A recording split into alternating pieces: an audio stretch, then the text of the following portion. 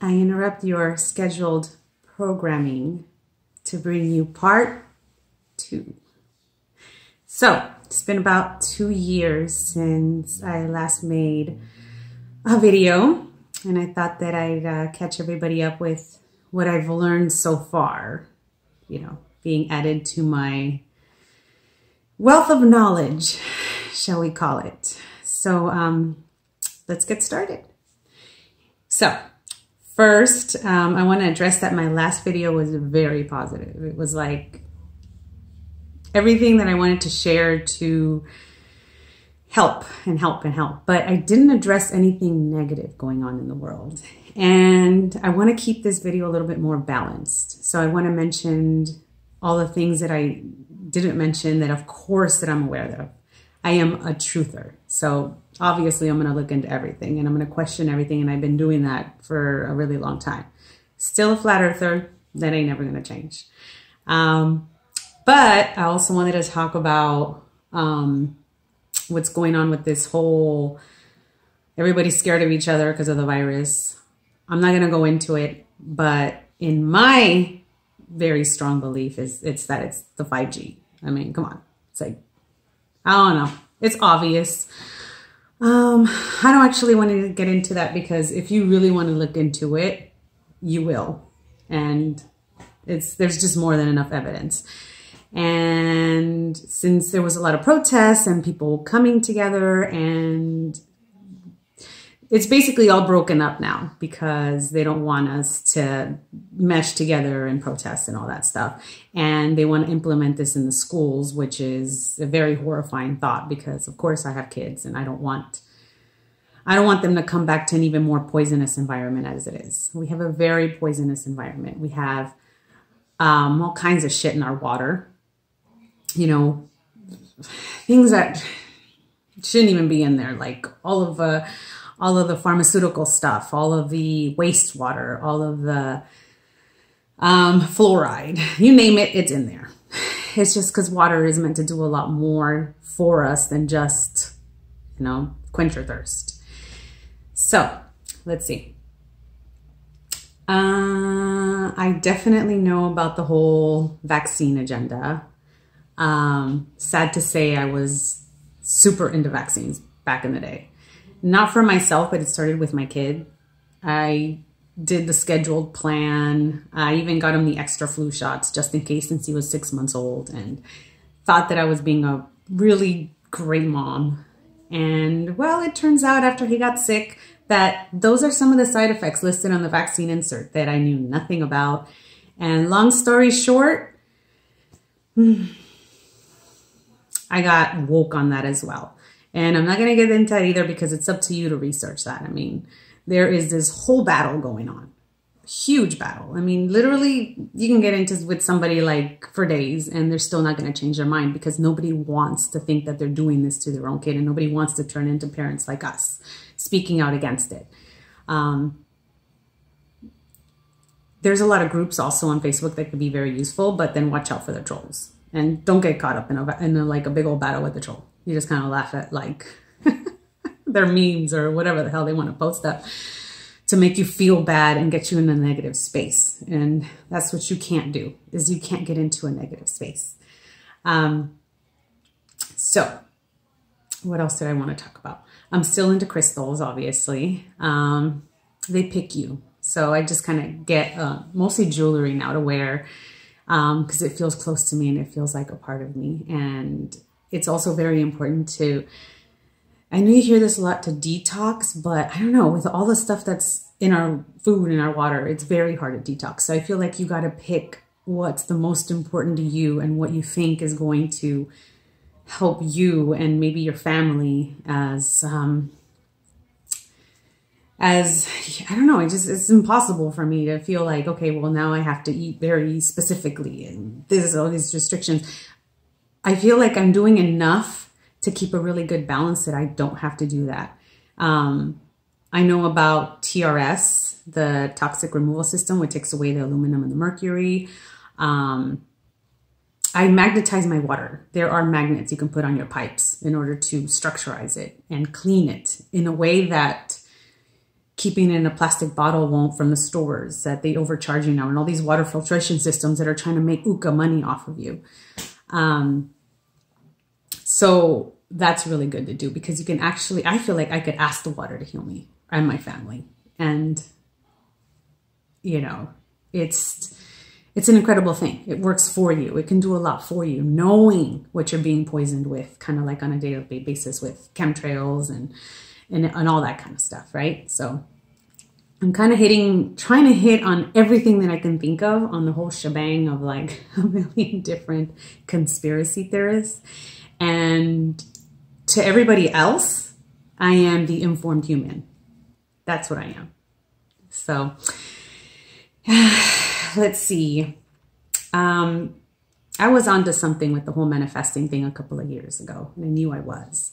And from then on, I feel like I have definitely put myself in a place where nothing affects me the way that a lot of people are getting affected in a negative way with everything that's going on. And, you know, you get awoken to one thing and then you're like, where do I live? Oh my God, I'm a lab rat, right? No, it can't affect me like that anymore. This is my life. I manifest what I want, and I have a wonderful life now. I manifested more and triple what I thought that I could, just by knowing that you got to appreciate where your inner guidance takes you.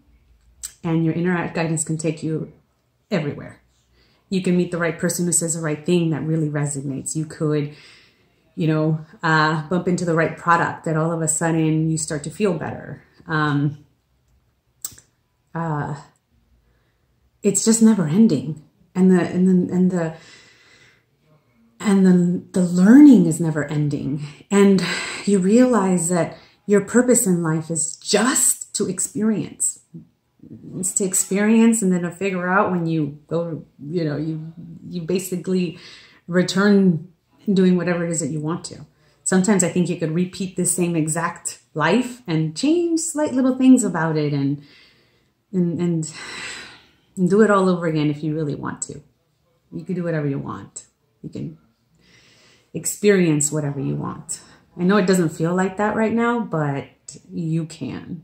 Just keep going. Everything changes. And depending on your level of appreciation and love and gratefulness and all that stuff, it's just going to keep telling your consciousness, your subconsciousness, that you're on the right track, and to keep going in that right track.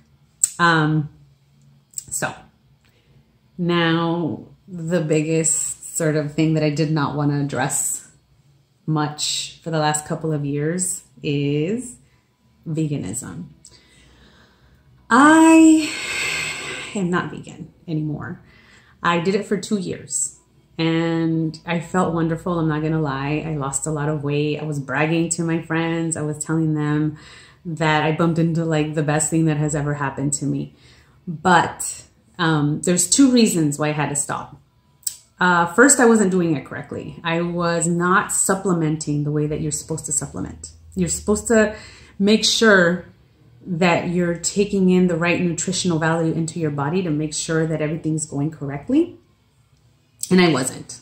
I was just winging it. I was just like, well, as long as you cut out, you know, the dairy and the meat and all that stuff, and I'm losing weight, I'm perfect. Like, you know, so, first thing that you will start to experience is that your body is going to run out of reserves. And I had a lot of reserves. I was very overweight. So I got rid of those. It took a long time for me to get rid of that and for my body to use that. But once it ran out, it was like I was experiencing a lot of the symptoms that a lot of people report when they've been doing it for a while, because it all depends on your body. So for me, it was like my teeth were bleeding more and I was a little more fatigued. And, you know, I realized from looking up a lot of people who get really obsessed with just wanting to stay in that path, they never look into never not doing it.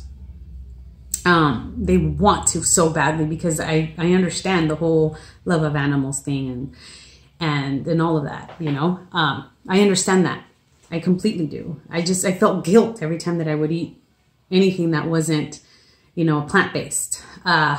So Another reason, the biggest reason that I had to stop was because I didn't know how that was going to affect if I wanted to have another baby.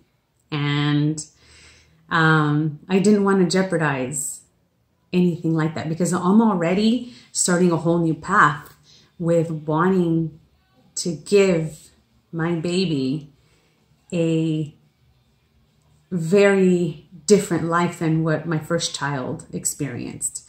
So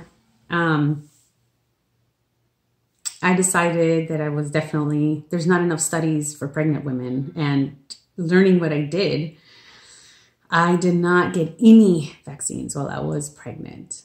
And I made sure that, like, I'm even cloth diapering. Like, I'm just like, I want to go all out this time.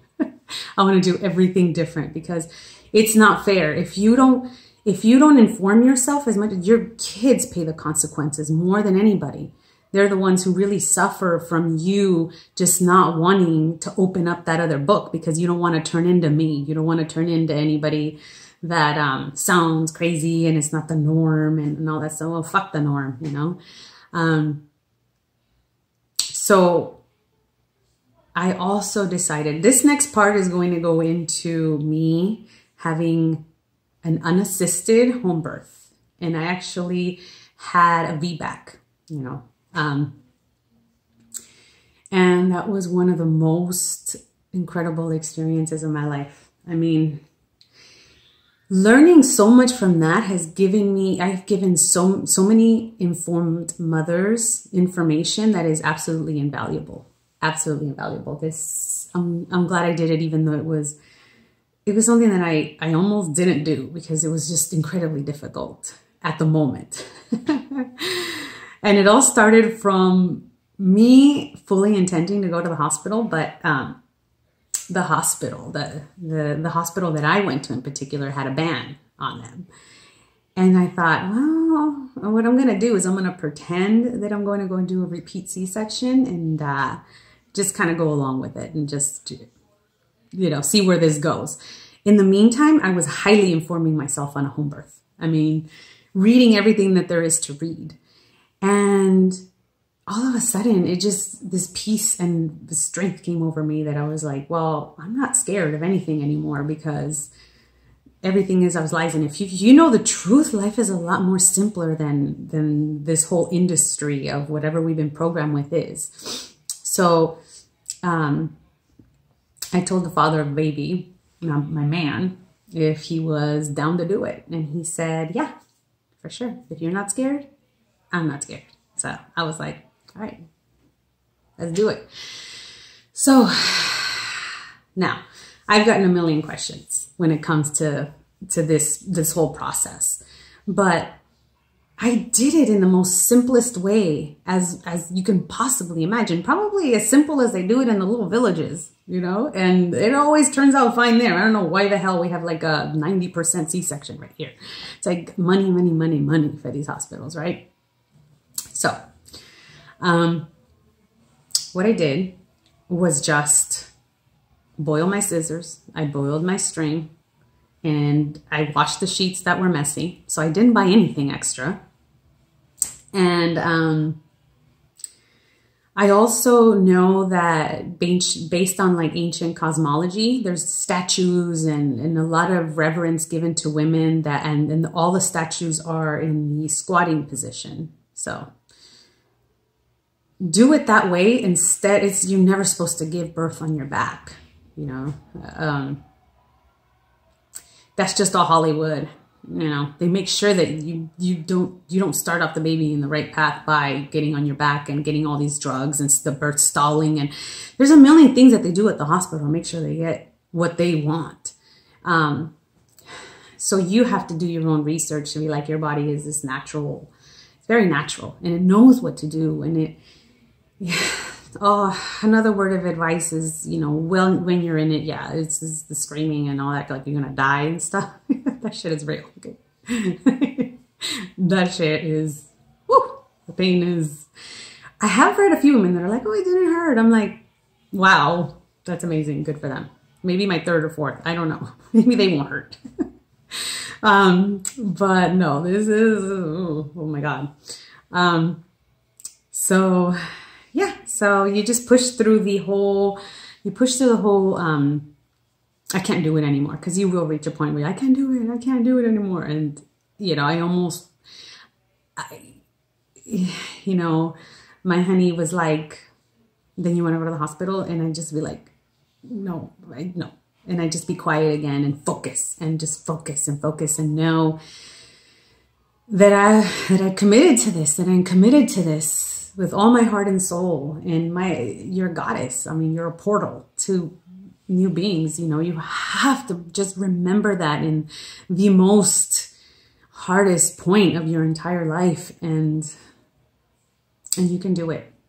You can do it. And it could be more than you ever dreamed of it being, with it being unassisted. And if you hire somebody, or, you know, just make sure it's what you want.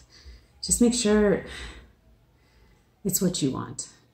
Everything should be, it's about what you want. Everything. So I think that's all I wanted to talk to you today. I really hope that I didn't miss out on anything. And if I did, I might try to make a video just a little sooner than 2 years. I'm sorry. But I hope this was helpful. I hope I can answer any questions that anybody might have in the comments section.